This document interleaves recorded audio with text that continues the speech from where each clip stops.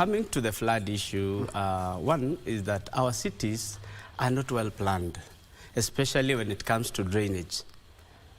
Our cities are not well planned. If you look at some cities like Paris, I've always used this as an example. Their drainage system came first. The drainage themselves, or the tunnels that carry water out of the city, are so huge that a whole lorry can go through it. Ours are just small tunnels. Even at the moment, even as you see the repairs being done, still doing small tunnels that still allows water to spill over into the roads, into the fields, instead of directing water direct back into our rivers. At the same time, I don't think we have a long-term plan as a country, especially on the flood issue. Because there's a Ministry of Water that comes out only when there is a crisis.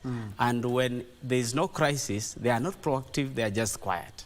And just as you are still on that, looking at the pictures on our screens as we speak, it's easy to notice the expressway, of which that is more or less one of the latest infrastructures that we've had. This is Mombasa Road, which was one of the busiest roads in East Africa. And you can see what is currently happening, and we are still a few months into the long rains.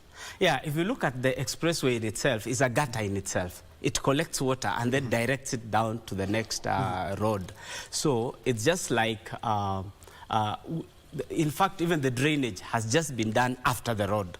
I thought the drainage comes first, so that as you make the roads, you know where to direct the water. You look at our roundabouts.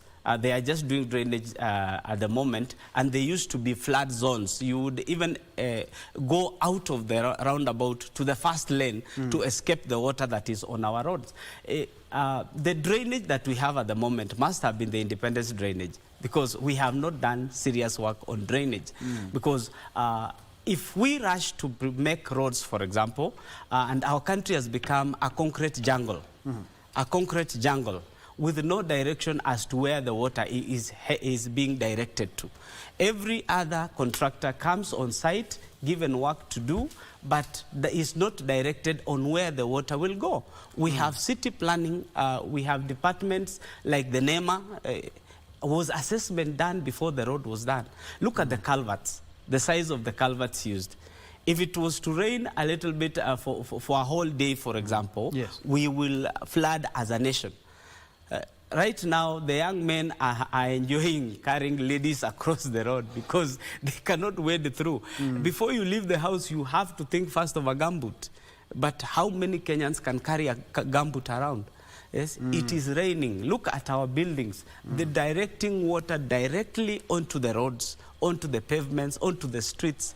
Yes, and the other day, when the governor, for example, was told by the estate owners in Kileleshwa, yes, he is being reminded that there is something that needs to be done about the drainage.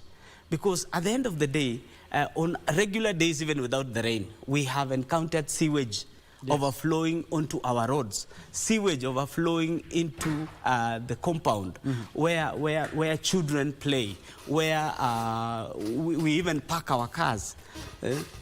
And I think in the future, if security has to be improved, we have to do away with perimeter walls, because they are another cause.